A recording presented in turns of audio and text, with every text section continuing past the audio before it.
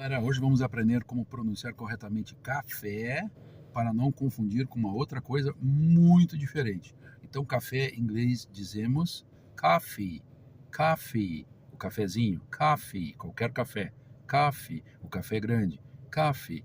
Mas quando falamos ou pronunciamos cough, cough, o americano entende tosse. Então, cuidado para não se confundir.